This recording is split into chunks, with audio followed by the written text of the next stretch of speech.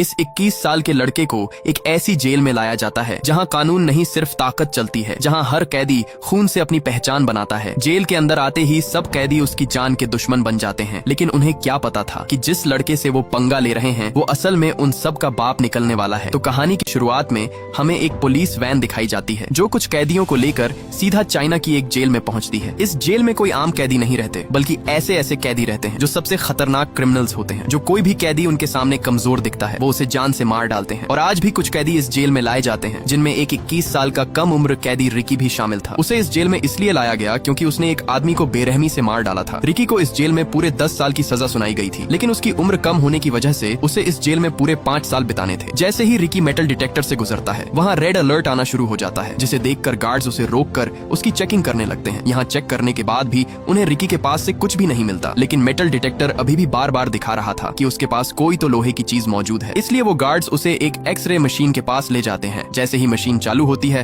तो वहाँ उसके सीने पर एक नहीं बल्कि पूरी की पूरी 5 गोलियां फंसी हुई थी और इन्हीं गोलियों को मशीन डिटेक्ट कर रही थी। ये देखकर वहाँ मौजूद गार्ड्स एकदम से चौंक जाते हैं कि भला ऐसे कैसे हो सकता है कि एक आम इंसान के सीने के अंदर 5 गोलियां फंसी हों, लेकिन फिर भी वो बिल्कुल सही सलामत खड़ा हो। वो गार्ड उससे कहता है कि तुमने इन गोलियों को निकलवाया क्यों नहीं। आगे से रिकी उसे बताता है कि ये गोलियां मेरी बॉडी के लिए एक पावर है, इसलिए मैंने इन्हें नहीं निकाला। फिर हमें दिखाया जाता है कि यह जेल असल में 4 अलग अलग ब्लॉक्स में बटी हुई है और हर ब्लॉक पर एक खतरनाक कैदी का राज होता है। ये चारों अपने अपने हिस्से के बादशाह होते हैं, जो चाहे करते हैं, जिसे चाहे सजा देते हैं। हर सेल का लीडर अपने इलाके में किसी को सांस भी अपनी मर्जी से लेने नहीं देता और जेल का हर एक कोना डर, खून और जुल्म से भरा हुआ है। सुबह होते ही सब अपने कामों में लगे हुए थे। तभी वहाँ एक कैदी आता है जिसका नाम सैमुअल था, जो वेस्ट ब्लॉक का लीडर था। वह आते ही वहाँ एक बूढ़े कैदी विंग को पीटने लगता है, क्योंकि उसने उसका कहना नहीं माना था, इसलिए वह उसे वहाँ पीट डालता है। दरअसल ये आदमी अपनी पूरी जिंदगी इस जेल में बिता चुका था और उसे इस जेल से बाहर जाने की कोई भी उम्मीद नहीं नजर आ रही थी, क्योंकि उसे पता था कि वो इन जालिम और बेरहम कैदियों के बीच ज्यादा देर तक जिंदा नहीं बच पाएगा। इसलिए उसने जेल में ही एक छोटा सा खिलौना अपने बेटे के लिए बनाया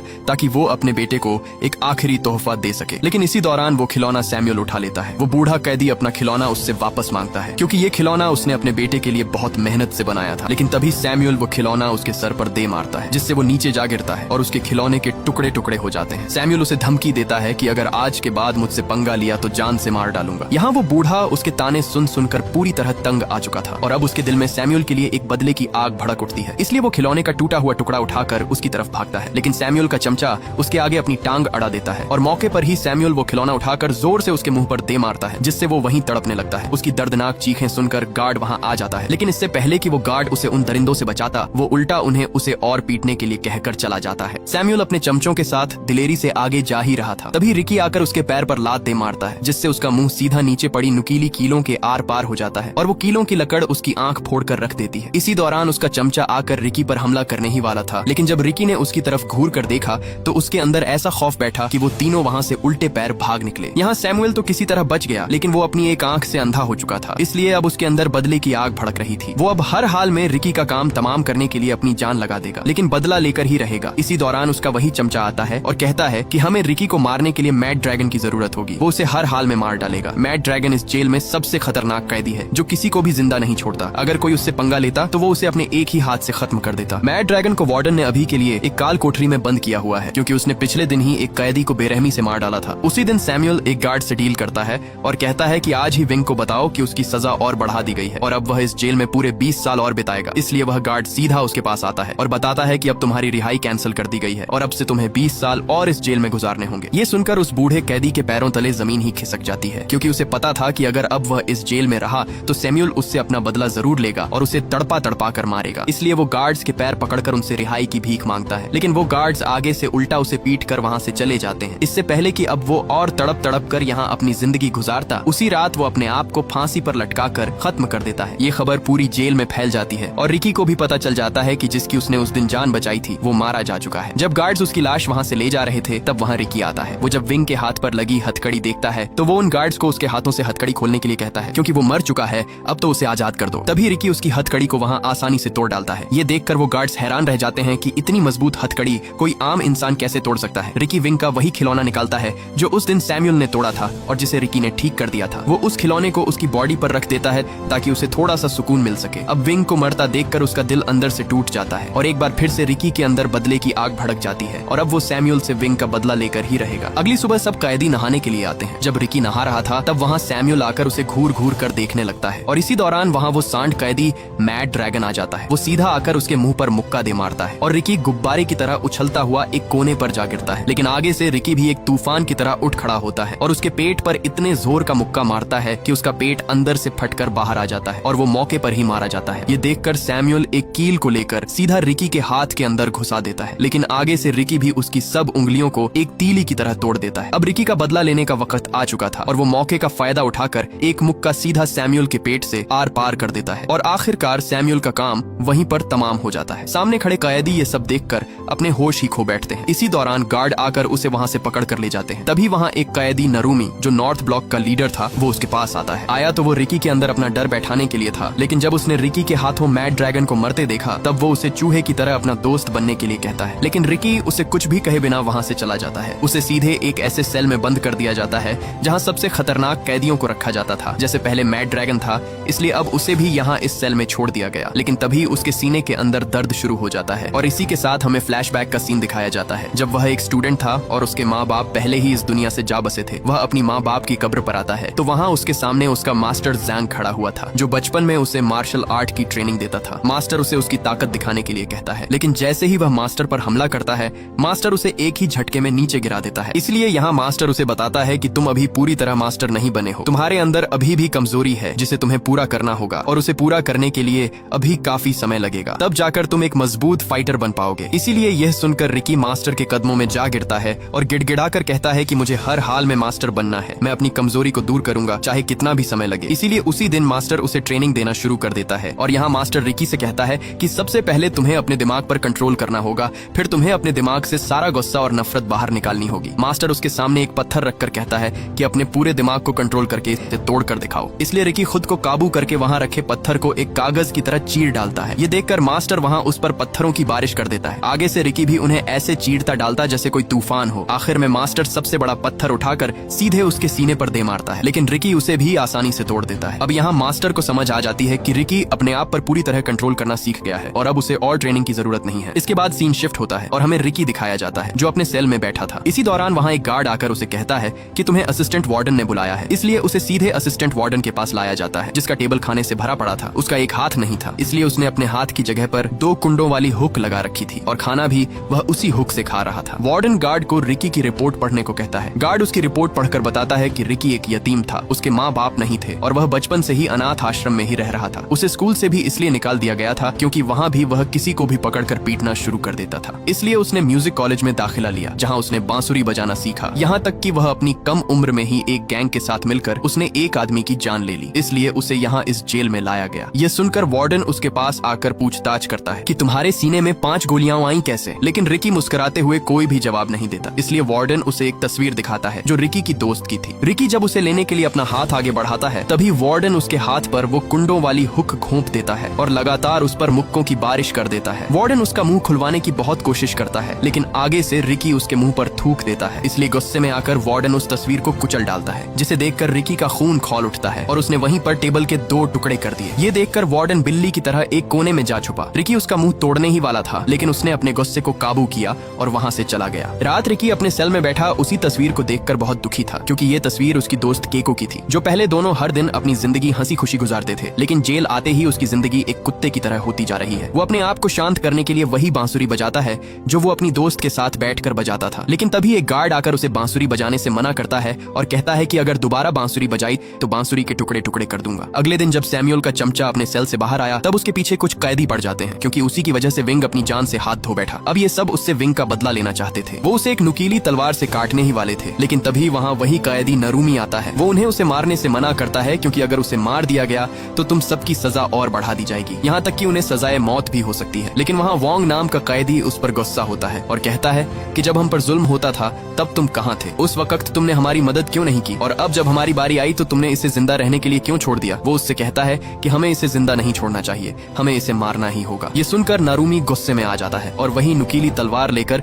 उसका मुंह बीच से काट देता है, जिससे वो वहीं तड़पने लगता है। इधर ऊपर खड़ा वार्डन उसे देखकर बहुत खुश होता है और कहता है कि तुमसे ये उम्मीद नहीं थी, लेकिन अब तुमने मेरा दिल खुश कर दिया है। वार्डन उसके मुंह में नुकीला हुक फंसाकर उसकी जिंदा लाश घसीटता हुआ वहाँ से ले जाता है। उसी दिन वार्डन नारूमी को अपने पास बुलाता है और और एक हथियार देकर कहता है कि जिस तरह तुमने वोंग को मारा है उसी तरह अब तुम्हें रिकी को भी जान से मारना होगा। यह सुन नारुमी सोच में पड़ जाता है, क्योंकि वोंग तो एक आम कैदी था, इसलिए उसने आसानी से मार दिया। लेकिन रिकी कोई आम सा कैदी नहीं है। अगर उसने रिकी से पंगा लिया तो वो उसे मैड ड्रैगन की तरफ फाड़ कर रख देगा। लेकिन वार्डन का हुक्म था, इसीलिए वो ये करने के लिए मान जाता है। इसके बाद नारुमी जेल के ग्राउंड में आता है। वहाँ उसने वोंग को जंजीरों से बांधकर एक ढांचे पर लटका रखा था, ताकि उसको तड़पता हुआ देखकर बाकी कैदियों के दिलों में उसका खौफ बढ़ जाए और कोई भी दोबारा उसके खिलाफ खड़े होने की हिम्मत न करे। वहाँ उसकी बॉडी को देखकर रिकी को बहुत बुरा लगता है। इसी दौरान नारुमी उस पर हमला कर देता है और दोनों के बीच तगड़ी हाथापाई शुरू हो जाती है। यहाँ मौके पर नारुमी उसे लात दे मारता है, लेकिन तभी नारुमी उसकी आंखों में पिसे हुए कांच फेंक देता है, जिससे रिकी वहाँ पूरी तरह अंधा हो जाता है। उसे वहाँ कुछ भी दिखाई नहीं दे रहा था। इसी का फायदा उठाकर नारुमी ने उसके एक बाजू पर छुरा दे मारा, जिससे रिकी नीचे जा गिरता है। लेकिन मौके पर ही रिकी को वहाँ पानी की पाइपलाइन मिल जाती है। उसने जल्दी से वो पाइपलाइन तोड़ दी, जिससे तेज पानी निकलना शुरू हो जाता है और मौके पर उसने अपनी आंखें धो डाली और एक बार फिर से वो खौफनाक तूफान बन जाता है और नारुमी पर कुत्ते की तरह टूट पड़ता है। और तभी वो उसके सर पर ऐसा चमाट दे मारता है कि उसकी आंख कंचे की तरह निकलकर नीचे जा गिरती है। इसी दौरान वार्डन भी वहाँ पहुंच जाता है और नारुमी को ढेर होता देखकर उसका मुंह खुला का खुला ही रह जाता है। रिकी जल्दी से अपनी नसों को खींचकर एक दूसरी से बांध देता है और एक बार फिर हमले के लिए तैयार हो जाता है। लेकिन इसी दौरान नारुमी हार मान जाता है और एक चाकू सीधा अपने पेट में घोंप देता है। लेकिन ये उसकी एक चाल थी। रिकी जैसे ही उसके पास आता है, वहाँ वो अपनी आंतों को बाहर निकालकर रिकी के गले में लपेट देता है। लेकिन रिकी ने मौके पर ही उसे ऊपर उठाकर उसके सर पर ऐसा मुक्का दे मारा कि उसके सर की सब हड्डियों का कीमा बन गया और उसका काम वहीं पर तमाम हो जाता है। इसके बाद रिकी वोंग की बॉडी नीचे उतारता है। वो सब उसे उठाने की कोशिश करते हैं, लेकिन तब तक देर हो चुकी थी और वोंग वहाँ अपना दम तोड़ चुका था। इसलिए ये देखकर रिकी सब कैदियों से कहता है कि इस बेकसूर की मौत का जिम्मेदार वार्डन ही है, उसे जान से मार डालो। इसलिए सब कैदी उस पर एक तूफान की तरह भागते हैं और उसे मारने के लिए अपना हल्ला बोल देते हैं। लेकिन तभी वहाँ कोई एक कैदी को पकड़कर उसका सर फोड़ देता है। ये देखकर सब एकदम से चौंक जाते हैं। दरअसल ये तीनों अपने अपने सेल के लीडर थे और अब यही 3 बच गए थे, क्योंकि चौथा कैदी नारुमी मारा जा चुका था। पहले कैदी का नाम चैंग, जो एक लड़की थी, उसमें एक ऐसी ताकत थी जिससे वो एक जगह से दूसरी जगह आसानी से पहुंच जाती थी। दूसरे कैदी का नाम कितामा था और तीसरा कैदी ब्रैंडन था। यहाँ वार्डन रिकी से कहता है कि अगर तुम्हारे अंदर हिम्मत है तो इन तीनों को मार कर दिखाओ। रिकी के सब साथी भी उसे कहते रहे कि इन सबको मार डालो, लेकिन रिकी आगे से कुछ भी नहीं बोलता और सीधा वोंग की लाश को उठाकर वहाँ से जाने लगता है। वार्डन उसे एक ऑफर देता है और कहता है कि मैं तुम्हें नॉर्थ सेल का लीडर बनाना चाहता हूँ, क्योंकि नारुमी मारा जा चुका है, इसलिए अब मैं उसकी जगह तुम्हें रखना चाहता हूँ। मैंने तुम जैसा ताकतवर कैदी आज तक नहीं देखा। लेकिन रिकी आगे से उसे कुछ भी नहीं कहता, क्योंकि वो उसके इशारों पर नाचने वाला सांप बनना नहीं चाहता था। वो अब पूरी तरह टूट चुका था, क्योंकि उसी की वजह से सब उसके साथी अपनी जान से हाथ धो बैठे। दूर बैठा एक लड़का जो इस जेल में कैदी था, वो रिकी को देख रहा था। जब रिकी एक पत्ते से धुन बजाता है, तब वो लड़का भी पत्ते से धुन बजाने की कोशिश करता है, लेकिन कई कोशिश के बाद भी वो धुन नहीं बजा पाता। तभी रिकी उसके पास आकर बैठ जाता है और उसे धुन बजाना सिखाता है। लेकिन इसी दौरान वो लड़का आगे से रोने लगता है। रिकी उससे कहता है कि तुम रो क्यों रहे हो, आखिर वजह क्या है। तब वो लड़का अपना मुंह खोलता है तो वहाँ उसकी आधी जबान कटी हुई थी। दरअसल वार्डन का एक राज था जो सिर्फ उसे ही पता था, इसलिए वार्डन ने अपना राज छुपाने के लिए उसकी जबान ही काट दी। यह देखकर रिकी के अंदर वार्डन से बदला लेने की आग और भी बढ़ जाती है। रिकी उसे अपनी वो बांसुरी दे देता है। जैसे ही वो उस बांसुरी को बजाता है, तब वो बांसुरी बजने लगती है, जिसे देखकर वो बहुत खुश होता है। खुशी के बदले में वो लड़का रिकी को कुछ पत्ते देता है ताकि वो भी उन पत्तों से बांसुरी बजा सके। लेकिन जब रिकी उन पत्तों को देखता है तो उसे शक पड़ जाता है, क्योंकि वो पत्ते नशा बनाने के लिए इस्तेमाल होते हैं और हकीकत में सब सेल के लीडर इन पत्तों को बेच के काफी तगड़ा पैसा छाप रहे थे। रिकी उससे पूछता है कि ये पत्ते तुम्हें कहाँ मिले। वो उसे बताता है कि मैंने ये पत्ते वेस्ट ब्लॉक से लिए थे। इधर वही लड़की उन्हें ऊपर से छुप कर देख रही थी, क्योंकि वही थी वेस्ट ब्लॉक की लीडर जो सबको ये पत्ते बेचती थी। वो लड़की सीधा एक कमरे में आकर अपने दोस्तों को सब कुछ बताती है कि हमारा पोल खुल चुका है, क्योंकि उस लड़के ने उन पत्तों के बारे में रिकी को बता दिया है। इसलिए वो उस लड़के को अपने पास बुलाती है और वहाँ एक लीडर उसे एक चाकू देकर कहता है कि तुम्हें आज रात रिकी का काम तमाम करना होगा, नहीं तो कल सुबह तुम जिंदा नहीं उठ पाओगे। लेकिन आगे से वो लड़का उसे साफ साफ मना कर देता है। इसलिए गुस्से में आकर वो लड़की उसे बेरहमी से मार डालती है। उन्होंने उसकी लाश जेल के बीच रख दी थी और सब कैदी वहाँ उसकी लाश को देखकर बहुत डरे हुए लग रहे थे। जब रिकी को ये पता चलता है तो वो सीधा उसकी लाश के पास आता है। वहाँ उसकी बॉडी को उन जालिमों ने पीस डाला था। लाश के पास आते ही रिकी को वही बांसुरी पड़ी मिलती है जो उसने उस दिन उस लड़के को दी थी। रिकी अपने साथी को मरता देखकर उसके अंदर गुस्सा उभर आता है। इधर वार्डन को भी उस लड़की के काले करतूत पता चल चुके थे, जिससे वो उस पर बहुत गुस्से होता है। दूसरी तरफ रिकी ने पूरे का पूरा उन पौधों का बाग ही जलाकर राख कर डाला। वो लड़की वहाँ भाग कर आती है, लेकिन तब तक देर हो चुकी थी और उसके सब पौधे जलकर वहाँ राख बन गए थे। रिकी गुस्से गुस्से से उसे कहता है कि जिस तरह तुमने मेरे साथी को मारा है उसी तरह मैं भी तुम्हें तड़पा तड़पा कर मारूंगा। उन दोनों के बीच लड़ाई शुरू होने ही वाली थी कि तभी वो लड़की गोली की तरह भागकर उसे ऐसा मुक्का दे मारती है। वो उड़ता हुआ सीधा एक दीवार के साथ जा लगता है। इधर जब जेल के अंदर सब कैदियों को पता चलता है कि बाहर आग पूरी तरह फैलती जा रही है, इसलिए सब कैदी मौके का फायदा उठाकर वहाँ से बाहर भागने लगते हैं। सब कैदी अपनी आजादी के लिए उस बिल्डिंग से बाहर नीचे भाग जाते हैं क्योंकि उनके पास यही एक आखिरी मौका था इस जेल से भागने का। दूसरी तरफ वार्डन को भी सब पता चल जाता है, इसलिए वो उस गार्ड पर बहुत गुस्से होता है। लेकिन तभी एक गार्ड आकर उसे बताता है कि कल वार्डन यहाँ आ रहा है। ये खबर सुनकर असिस्टेंट वार्डन के होश ही उड़ जाते हैं क्योंकि अगर वार्डन कल यहाँ आ गया तो सब कैदियों के साथ साथ उसकी भी कुत्ते की तरह धुलाई होने वाली थी। इधर रिकी भी पूरी तरह अपनी हिम्मत हार जाता है, लेकिन तभी उसके जहन में उसके मास्टर की बात आती है। उसके मास्टर ने उसे कहा था कि जब तुम्हें महसूस हो कि तुम अपने दुश्मन के सामने हारने वाले हो तब उसे कभी भी अपनी असली ताकत का एहसास मत होने दो, बल्कि उसे यह यकीन दिला दो कि तुमने हार मान ली है, जिससे वो थोड़ा ठंडा पड़ जाएगा और तब तुम अपनी सब ताकत एक ही जगह पर इकट्ठी कर लो और मौके का फायदा उठाकर उस पर हमला कर दो। और रिकी भी ऐसा ही करता है और वो दोबारा से उसके सामने हमले के लिए तैयार खड़ा हो जाता है। लेकिन तभी वही कैदी ब्रैंडन वहाँ आ जाता है। वो रिकी पर रस्सियों से हमला करने लगता है क्योंकि उसके पास रस्सी फेंकने की एक बहुत खतरनाक ताकत थी। उसने उन रस्सियों के कोने पर एक बड़ी सी नुकीली कील लगाई हुई थी जो सबके शरीर के आर पार हो जाती है। तभी उसने एक के बाद एक हमला कर करके रिकी की बॉडी नुकीली कीलों से सील दी। इसी दौरान वहाँ वो कैदी कितामा आकर उसे पकड़ लेता है। वो उसे मारने ही वाला था कि इसी दौरान वहाँ अलार्म बजने लगता है और सबको अपने अपने सेल के अंदर जाने के लिए कहा जाता है और जो नहीं जाएगा उसे गोलियों से भून दिया जाएगा। लेकिन कितामा भी उनकी एक बात नहीं सुनता और रिकी से बदला लेकर ही जाने वाला था, इसलिए गार्ड्स उस पर गोलियों की बरसात कर देते हैं और मौके पर ही वो सब वहाँ से भाग निकलते हैं। कितामा रिकी को एक सेल के अंदर ले आता है। सेल के अंदर आते ही उसका दरवाजा बंद हो जाता है और दोनों तरफ से सीमेंट सेल के अंदर भरने लगता है, जिससे वो दोनों सीमेंट के अंदर पत्थर बनकर मरने वाले थे क्योंकि ये चाल वार्डन की ही थी। वार्डन किसी भी हाल में रिकी का काम तमाम करना चाहता था, लेकिन रिकी मौके पर ही उसका दरवाजा तोड़कर भाग निकलता है और कितामा को भी बाहर ले आता है। ये देखकर वार्डन हैरान हो जाता है क्योंकि उसे रिकी से ये उम्मीद नहीं थी कि वो कितामा की मदद करके उसे बाहर निकाल कर ले आया। रिकी वहाँ खड़ा ही था, लेकिन उस पर कितामा और सीमेंट का दबाव होने की वजह से वो दोनों नीचे जा गिरते हैं। उसने अपने गार्ड से कहा कि कल वार्डन आने वाला है और जेल में जो कुछ हुआ उसके सब सबूत मिटा दो। मैं वार्डन के जाने के बाद रिकी को सबक सिखाऊंगा। अगले दिन सब वार्डन के आने के इंतजार में खड़े थे। कई घंटों के इंतजार के बाद भी उन्हें वार्डन का नामो निशान तक नहीं दिखा, इसलिए सब थक हार कर वहीं पर लेट जाते हैं। लेकिन तभी दूर उन्हें वार्डन की गाड़ी आती हुई दिखाई देती है, जिसे देखकर सब वहाँ अलर्ट हो जाते हैं। वार्डन के साथ उसका बेटा भी था। आते ही वार्डन शेंग उसे बताता है कि कल नशीले पत्तों का पूरा बाग रिकी नाम के एक कैदी ने जला डाला। ये सुनकर वार्डन उस पर बहुत गुस्से होता है। इसके बाद शेंग उसे रिकी के पास ले आता है, जहाँ रिकी एक सेल में बंद था और उसकी पूरी बॉडी सीमेंट से जकड़ी हुई थी। लेकिन तभी रिकी ने अपनी बॉडी से सब सीमेंट की परात तोड़ दी और मौके पर ही उसने वार्डन के गले को दबोच लिया। लेकिन इससे पहले वो उसे वहाँ मार डालता, तभी एक दीवार तोड़कर कितामा उस पर हमला कर देता है। कितामा उसके हाथों को जेल की मोटी सलाखों के अंदर दबोच देता है और उस पर लगातार मुक्कों की बारिश कर देता है। एक के बाद एक मुक्का रिकी की कमर तहस नहस कर देता है। रिकी ने उस दिन उसकी जान बचाई, लेकिन उसने उस पर जरा भी रहम नहीं किया। कितामा उसका सर दबाकर फोड़ने ही वाला था, तभी उसने अपनी पावर दिखाई और उसके गले पर ऐसा मुक्का मारा कि उसका गला फटकर बाहर आ गया। मौके पर रिकी ने उसके हाथ पर ऐसा वार किया कि उसकी सब उंगलियां बिखर कर नीचे जा गिरी और कितामा वहीं पर मारा जाता है। ये देखकर वार्डन ने ऊपर से हाइड्रोलिक प्रेस चालू कर दी, जिसे रिकी रोकने की बहुत कोशिश करता है। लेकिन तभी वार्डन उसे एक जोरदार बिजली का झटका दे मारता है, जिससे तड़प कर वो नीचे जा गिरा। वो हाइड्रोलिक प्रेस भी तेजी से उसके ऊपर आ रही थी, लेकिन इसी दौरान वो हाइड्रोलिक प्रेस अचानक ऊपर जाने लगती है। तब हमारे सामने कितामा आता है, जो अभी भी जिंदा था। उसने उस हाइड्रोलिक प्रेस को ऊपर दबा कर रखा हुआ था क्योंकि उसके दिल में रिकी के लिए रहम आ गया था, क्योंकि रिकी ने भी उस दिन उसकी जान बचाई थी। इसी का फायदा उठाकर रिकी दरवाजा तोड़कर बाहर निकल आता है। वो तुरंत हाइड्रोलिक प्रेस को रोकता है और कितामा को बाहर आने को कहता है, लेकिन कितामा इतना जख्मी हो चुका था कि वो अपने पैर हिला भी नहीं पा रहा था और यहाँ कितामा अपनी हिम्मत हार जाता है और वो हाइड्रोलिक प्रेस उसे कुचल डालती है। मरते वक्त कितामा से एक फोटो उड़कर आती है। जब रिकी उसे देखता है तो उस तस्वीर में कितामा और उसकी माँ थी। ये देख रिकी वार्डन पर अपना गुस्सा निकालता है, इसलिए वार्डन एक और बटन दबा देता है और रिकी दोबारा से एक गड्ढे में जा गिरता है। इसके बाद रिकी को एक बड़ा सा गड्ढा खोदकर उसे उसके बीच जंजीरों से बांध कर रखा हुआ था। तभी वार्डन वहाँ आकर कहता है कि सब कैदी एक एक करके रिकी के ऊपर मिट्टी फेंकना शुरू कर दें, लेकिन वहाँ खड़े दो कैदी उसे साफ साफ मना कर देते हैं कि हम रिकी पर ये जुल्म नहीं करेंगे। ये देखकर वार्डन उन्हें वहीं पर गोलियों से भुनवा देता है, इसलिए डर की वजह से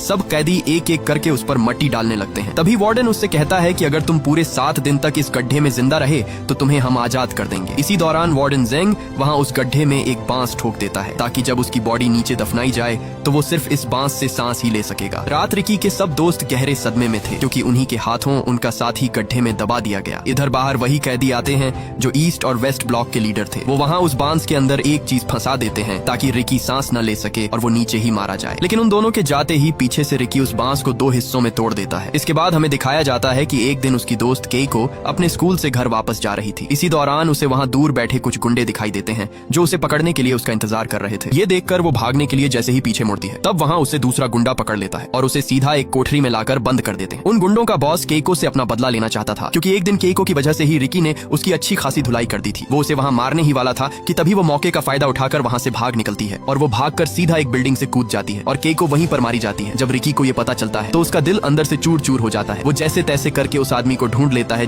जिसने उसकी दोस्त की जान ली। आगे से वो आदमी भी उस पर लगातार गोलियां चलाता है लेकिन रिकी को जरा भी फर्क नहीं पड़ता। उल्टा रिकी उसकी टांग तोड़कर उसका सर फोड़ देता है और वो मौके पर ही मारा जाता है। और यही रिकी का जुर्म था जिसकी वजह से उसे उस खतरनाक जेल में बंदी बनाया गया। दूसरी तरफ उसके 7 दिन पूरे हो चुके थे। उसी दिन रिकी को उस गड्ढे से बाहर निकाला जाता है। वार्डन को यकीन था कि वो मर चुका होगा लेकिन जैसे ही उसे बाहर निकाला गया तो वहाँ उसकी सांसें चल रही थी। ये देखकर वार्डन के होश ही उड़ जाते हैं। इसलिए रिकी को दोबारा से नुकीलेदार सरियों के अंदर फंसा दिया गया। वार्डन उससे उसकी ताकत के बारे में पूछता है कि ऐसी कौन सी ताकत तुम्हारे अंदर है जो तुम मट्टी के अंदर बिना सांस के जिंदा रहे। लेकिन रिकी भी आगे से अपना मुंह नहीं खोलता। इसलिए वहाँ वही लड़की आती है। उसने अपने हाथ में बहुत सारे ब्लेड रखे हुए थे। वो उन सारे ब्लेडों को रिकी के मुंह के अंदर दबाकर ऊपर से टेप लगा देती है और एक के बाद एक लगातार तमाचे उसके मुंह पर दे मारती है जिससे रिकी का मुंह खून से लालो लाल हो जाता है। इसी दौरान वार्डन आकर उसके मुंह से टेप उतार देता है लेकिन आगे से रिकी सब ब्लेड उसके मुंह पर फेंक देता है और सब ब्लेड वार्डन के मुंह के अंदर धंस जाते हैं। इसलिए एक बार फिर से उसे एक खाली काल कोठरी में डाल दिया जाता है। उसी दिन वहाँ एक कैदी छुपकर उसे खाना देने आता है। वो खाना देकर वहाँ से जाता ही है कि तभी पीछे से उसे वही कैदी देख लेता है जो नारुमी का चमचा था और उसी दिन वो वार्डन को उसके सेल के अंदर ले आता है। अंदर आते ही वार्डन उस कैदी को मारकर उसे घसीटता हुआ सीधा रिकी के सेल के पास आता है। लेकिन जब वो रिकी के सेल के अंदर देखता है तो वहाँ से रिकी गायब था, सिर्फ जंजीर ही पड़े हुए थे। दरअसल रिकी ऊपर छत के साथ चिपका हुआ था। वार्डन जैसे ही अंदर आता है तो वहाँ रिकी मौके पर वार्डन को पीट डालता है। रिकी जब बाहर आकर उस कैदी को देखता है तो वहाँ वो मर चुका था जिसे देखकर उसका खून खोलने लगता है। ये देखकर वार्डन वहाँ से भागता है लेकिन नीचे आते ही सब कैदी उसे घेर लेते हैं और इसी दौरान वहाँ सब गार्ड्स और कैदियों के बीच जंग शुरू हो जाती है। इधर वार्डन पूरी जेल की जांच कर रहा था लेकिन उसे दूसरी तरफ होती जंग के बारे में कोई खबर नहीं थी। इसी दौरान वहाँ एक कैदी ने उसकी पीठ पीछे कुछ उल्टा बोल दिया जिसे सुनकर वार्डन को हजम नहीं हुआ और उसने बेरहमी से उस कैदी का बाजू काट डाला ताकि आइंदा कोई भी उसके बारे में ये गलती न करे। इसी दौरान वहाँ रिकी आ जाता है। ये देखकर वार्डन ने तुरंत उस पर गोली चला दी लेकिन आगे से रिकी ने वार्डन सेंग को आगे कर दिया और गोली सीधा उसे जा लगी जिससे उस वार्डन का पेट गुब्बारे की तरह फूल कर फट जाता है। इसी दौरान वहाँ वो लड़की पहुंच जाती है। वो रिकी पर हमले पे हमला कर देती है। उसका साथी ब्रेंडन भी रिकी पर नुकीली कीलें फेंकता है जिससे रिकी वहाँ गर्म उबलते हुए पानी पर जा गिरता है और वो वहाँ बुरी तरह तड़पने लगता है। वो लड़की उस पर अपनी टांग से हमला करती है लेकिन मौके पर रिकी उसकी टांग को उस उबलते हुए पानी के अंदर घोंप देता है और वहीं पर उसकी वो टांग तोड़ डालता है। ये देखकर ब्रेंडन अपनी जान बचाकर वहाँ से भागता है लेकिन पीछे से वार्डन उस पर गोली चला देता है और वो भी वहीं पर फट जाता है। यहाँ वार्डन और रिकी